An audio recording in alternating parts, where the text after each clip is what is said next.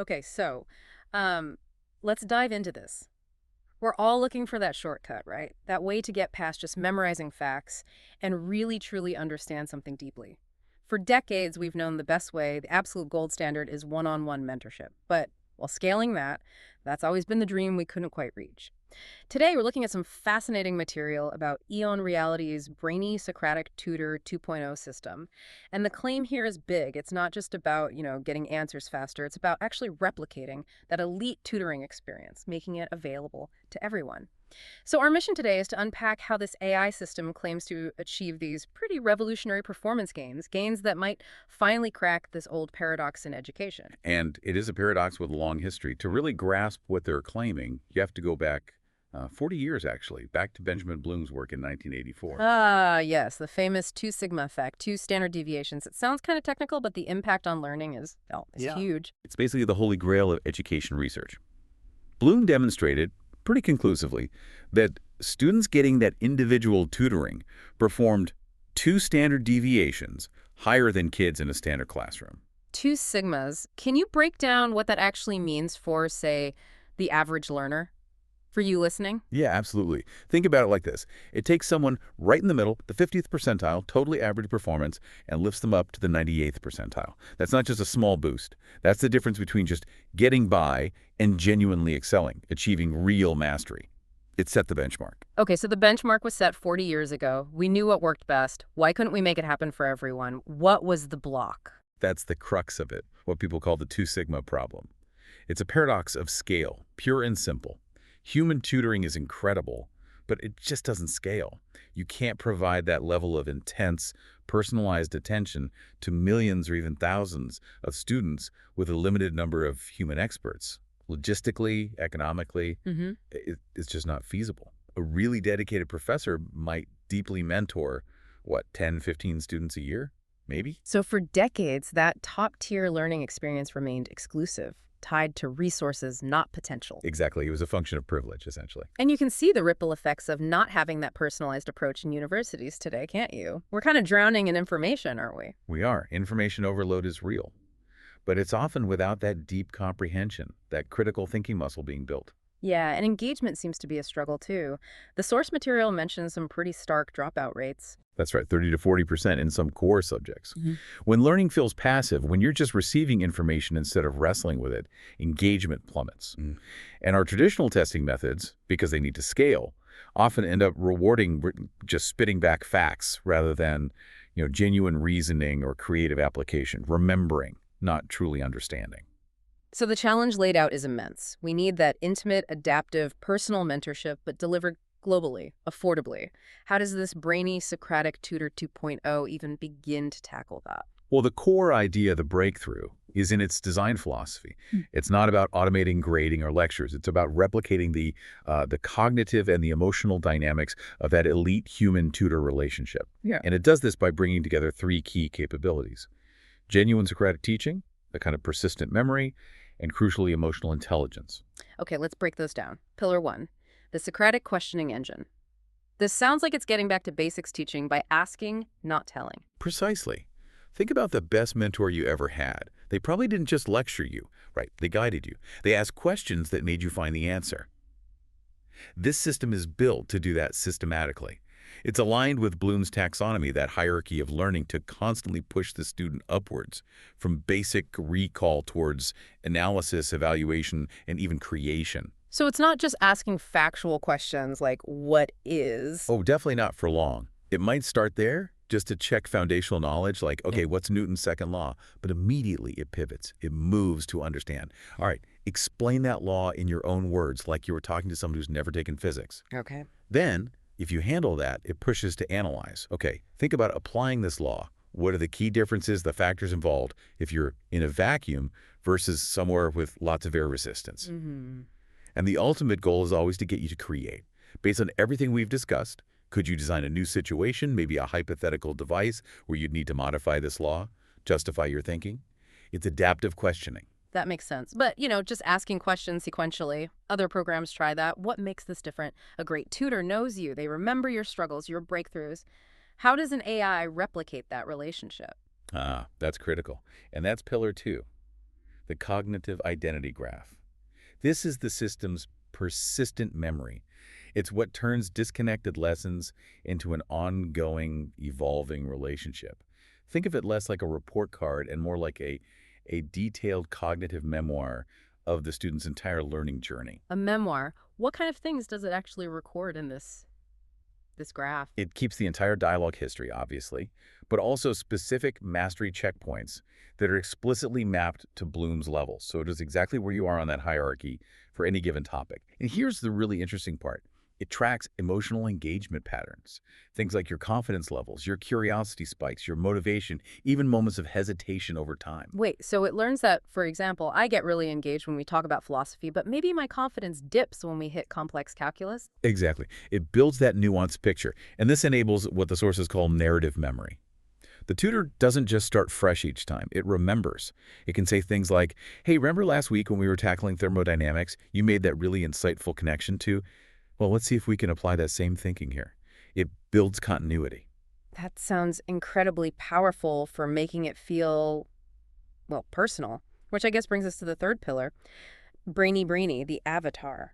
Why the focus on a hyper-realistic avatar? Is it just cosmetic, or is there more to it? Oh, it's much more than cosmetic. There's solid neuroscience behind it. Yeah. We know that feeling a sense of emotional presence, that positive connection, significantly boosts learning retention and motivation.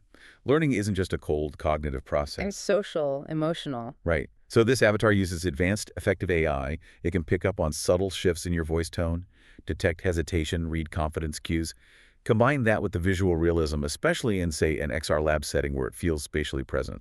It basically convinces your brain you're interacting with a real, attentive mentor. And students actually feel that difference. That's what the reports indicate. They consistently say things like, it felt like talking to a mentor who actually knows me, not just using a piece of software.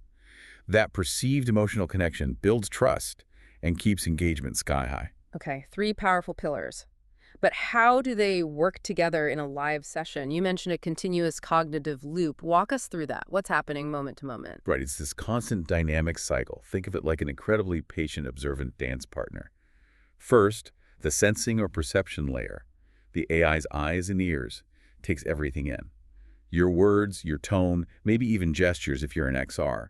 Then, the interpreting or understanding layer processes what you said, figures out the meaning, and pinpoints exactly where your understanding might be fuzzy or what the next logical step is. Okay, so it hears me, understands me, then what? Then the reasoning layer kicks in. This is the strategist. It quickly consults your cognitive identity graph, your history, your confidence, your current Bloom level for this topic, and it formulates the perfect next question. Not too easy, not frustratingly hard, just the right challenge. The Socratic sweet spot. Precisely. And finally, the adapting or embodiment layer delivers that question through the avatar, the voice, the expression, making the interaction feel natural. This whole loop sense, interpret, reason, adapt, respond happens continuously, personalizing every single moment. Let's make that concrete. The source material had that physics example, right? Showing the progression. Yeah, it's a good illustration. Imagine a student tackling Newton's laws. The tutor might start it for shop. Remember, Sure. okay, list the 3 laws. Simple check. Then, assuming that's solid, it immediately pushes higher, maybe to analyze. All right, let's think about rocket design. What are the trade-offs between just adding more thrust versus trying to make the rocket lighter based on these laws? And if the student struggles there? The AI provides scaffolding. Maybe a simpler related question, or it references a past success. But if they nail the analysis, it doesn't linger. It pushes again towards create. Okay, design a basic propulsion concept for a hypothetical Mars mission. Using the principles we've discussed, how would you justify your choices about fuel versus payload mass? See how it constantly adapts and escalates. Yeah, that's relentless but tailored. Okay, this sounds impressive, but does it actually work? What does the performance data show? This is where the rubber meets the road for the learner, right? Absolutely. And the data presented is, well, it's striking. The pilot programs, run across 5 universities, showed average performance gains between 1.9 and 2.3 standard deviations compared to control groups. Whoa, so basically they hit Bloom's 2 sigma target. They hit it at scale, which has been the goal for 40 years. Okay, let's dig into some of those other numbers because they were eye-popping too. Analytical reasoning up 41%. Yes. Which shows it's not just about memorizing answers, it's about improving fundamental thinking skills. And long-term retention. 76% after 3 months. That seems incredibly high for complex topics. How? That's a really important point.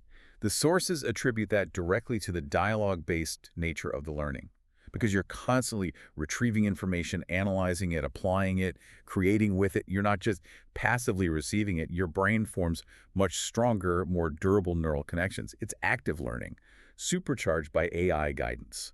And they found this held up across different groups, suggesting the method itself is robust. Makes sense. Active engagement leads to better encoding. And speaking of engagement, 93% sustained engagement. That's also huge. It is. It suggests students aren't just starting strong, they're staying committed. And maybe the most profound metric. The self-efficacy one. Yeah, a 35% increase in academic self-efficacy. Students didn't just learn more, they gained confidence in their ability to learn and succeed. That's massive. Believing you can tackle hard problems, that changes everything, doesn't it? Especially for tackling future learning. Absolutely. And it plays out in high-stakes fields. Look at the medical education example they provided, diagnostic reasoning. That's notoriously difficult to teach. Right, putting all the symptoms and data together under pressure. How did the AI help there? Students interacted with the AI mentor, which sometimes played the role of a virtual patient or a supervising physician. It used targeted Socratic questions to guide them through complex diagnostic pathways. Okay, given these vitals, what conditions can you immediately rule out? Why? What's your leading hypothesis now, and what test would confirm or deny it? Justify your choice. Because the AI remembers their past reasoning patterns, it could tailor the virtual cases to challenge their specific weak spots. And the results? Quite dramatic. A 75% improvement in diagnostic accuracy compared to controls on standardized tests. And they reached key clinical reasoning milestones about 6 weeks faster. Wow. Okay, so the impact on the students seems clear, but what about the teachers, the professors? Does this tech make them obsolete? That's always the fear, isn't it? It's a natural question, but the source material frames it very differently. Not as replacement, but as transformation, as a tool that liberates faculty. Liberates them how? By taking over the grunt work. Essentially, yes. Think about how professors spend their time now. The data suggests maybe 55% or more goes into lecture prep, delivering lectures, basic grading, curriculum admin, a lot of repetitive stuff. Right. When the AI tutor handles that continuous, personalized foundational instruction, that 55% of the professor's time is freed up, it's a massive shift in their workload. So what do they do with all that extra time? They do what they likely got into academia to do in the first place. The analysis showed faculty shifting to spend almost half their time, 45%, on truly deep student mentoring, one-on-one guidance, complex project supervision, career advice, and another significant chunk, around 40%, goes towards their own research, innovation, and thought leadership. They move from being primary content deliverers to expert guides and mentors. That sounds like a much more rewarding role. The reported impacts reflect that. Faculty burnout reportedly dropped by 42%. And because they had more time for deep work, average research publications per faculty member went up 8 times. They felt they could finally teach and research at the level they always wanted to. So wrapping this up, it sounds like we're potentially seeing the resolution of that 40-year-old challenge Bloom identified, moving from mass instruction, which struggles with personalization, towards mass personalization. That really is the core claim here. It's about using AI not just for efficiency, but to restore the relational, curiosity-driven aspects of learning that get lost at scale. That dedicated mentor who knows you and pushes you perfectly, making that accessible to everyone. It's fascinating. You have Socrates in the ancient Athenian Agora using questions to make people think. And now you have this AI mentor in the virtual world doing something analogous, but with infinite patience and global reach. Which leaves us with a pretty profound thought for you, the listener, to mull over. Indeed. If every single person, no matter where they are or what their background is, truly has access to this kind of continuous, personalized Socratic dialogue, the kind that can demonstrably lift people into that top-tier performers, how does that change our entire understanding of human potential? What does intellectual growth even look like when that barrier to deep, personalized learning is finally removed, potentially for an entire lifetime?